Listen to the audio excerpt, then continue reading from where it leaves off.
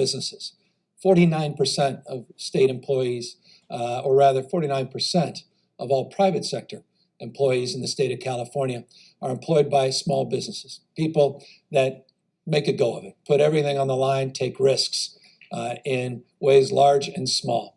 When we think about small businesses, it's not someone with hundreds of employees. In many cases, it's not someone with any employees, self-employed individuals, independent contractors, businesses that have one or two part-time employees. And so often we take them for granted, even in the best of times. Right now, they have been devastated.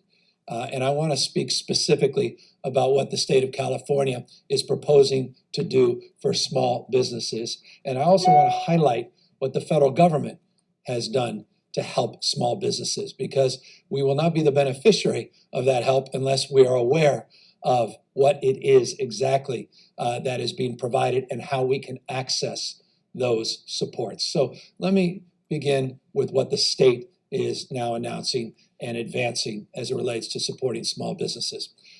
Every small business man or woman knows exactly what I'm referencing when it comes to the issue of sales tax. We collect your sales tax as a small business. We send it to the state, distributed back down to the cities and counties. The customer pays the sales tax. We hold that into an account. Every quarter we fill out forms, small business men and women, and I'm a former small business man, so I know a thing or two about this. And we send that money to the state. What we are calling for today is a one-year reprieve for small businesses where no fines, no penalties will be attached, where they can take upwards of $50,000 as a loan and not have to pay the state those sales tax receipts for 12 months. In essence, it is a bridge loan. The money that you've already collected, you will not have to pay the state for 12 months. No penalties, no interest, de facto a loan. I had previously signed an executive order extending for a number of months through July 31st the need to even file your sales tax. This extends beyond that as a reprieve so that upwards of $50,000 can be used as a bridge loan over the course of the next 12 months. And I call it a bridge loan in this context because we need to be able to get the federal dollars into the state of California, which means we need to get people to apply for these federal supports that were recently announced, both in the previous stimulus and then the more recent stimulus that just passed, the $2.2 trillion. There are two programs in particular I want to highlight, and they're incredibly important for small businessmen and women to take advantage of. Number one was the disaster injury disaster account. It's the small business loan related to injury related to the economic consequences of COVID-19. You can get a $10,000 loan up front as your application is being processed. You're presumed eligible for the dollars in that loan account. That loan provides upwards of $2 million for small businesses, payback over 30-year period, and interest rates of 3.75%, and for nonprofits in that category, 2.75%. We want to make sure people are taking advantage of that economic injury disaster loan program. We have information on our covid19.ca.gov website, covid19.ca.gov website that will link you to the SBA, link you to the services and supports so that you can take advantage of that program. The other even more significant program was just recently passed in the CARES Act. Again, that's the $2.2 trillion act. This provides businesses up to $10 million loans if you continue to pay your employees. You have to provide 75% of all of that loan benefit to your employees, to payroll. This can be done through your bank, through traditional institutions, not just through the SBA. This is the Paycheck Protection Program, the PPP program that is finally getting some attention. This is a profoundly significant program that has $349 billion of federal supports attached to it. This program starts tomorrow, And that's why it's incredibly important people start filling out the application, filling out the form to make sure that they are aware of their eligibility. And this is one of those things, a lot of people are going to be rushing to get the benefit of this program. Again, April 3rd is the first day to start drawing down those applications. So work with your bank, work with your lender, and if you commit to keeping your employees, even if you have no business, even if your business is closed, but you pay your employees, this is a grant program, not a loan program, where you are reimbursed for the costs. Again, the cap is $10 million, not insignificant, but there is a modest, well, modest is relative, but a 0.5% fee attached to it. Interest rates fixed at 0.5%. Above and beyond that, you have the capacity to substantially get all of that loan completely paid off by the federal government as a grant on the other side. This all may sound very complicated. In many respects, it is. We just want to make it easier for folks. And again, go to our website at covid19.ca.gov website, and we've got a link right there.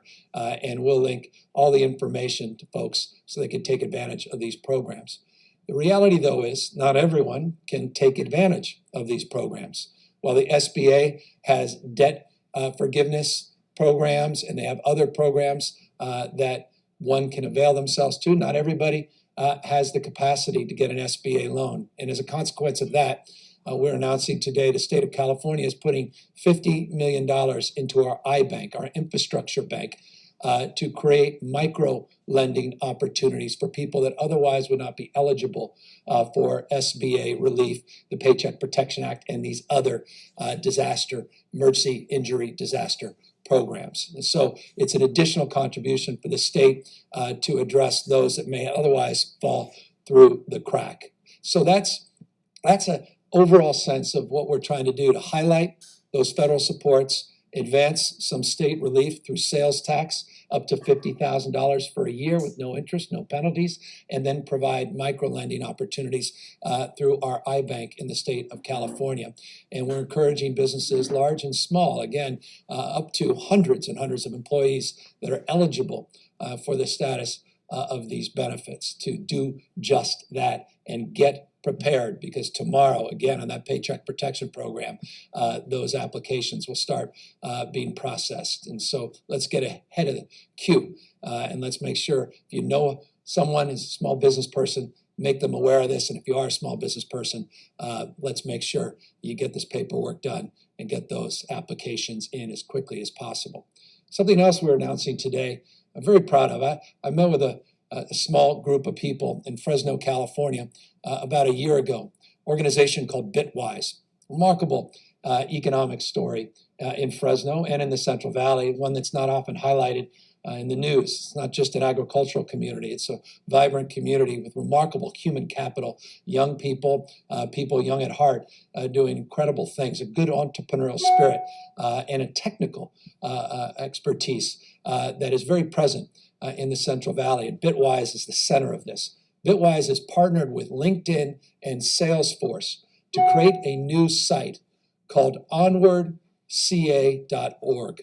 Onwardca.org. And that's about getting us back up on our feet. Not just small businesses, now people that have been laid off that need a job. Bitwise has already created a remarkable website to match open jobs to individuals and their particular skill set. They actually prompt 37 questions to specify where you are geographically, what your exact skill set is, what your wage preference may look like. And then they match you with open job listings throughout the state of California. Already 70,000 open jobs are now listed on their site. We'll probably have 100,000+ just in the next number of days. They've prioritized 4 areas that disproportionately now are hiring remarkably at this moment. Not surprisingly, though, healthcare being one of those 4 areas. Agriculture is looking for workforce. Logistics, broadly defined, be that and the like, the logistics sector is in need of support. And of course, grocers. 70+ thousand open jobs today in the state of California.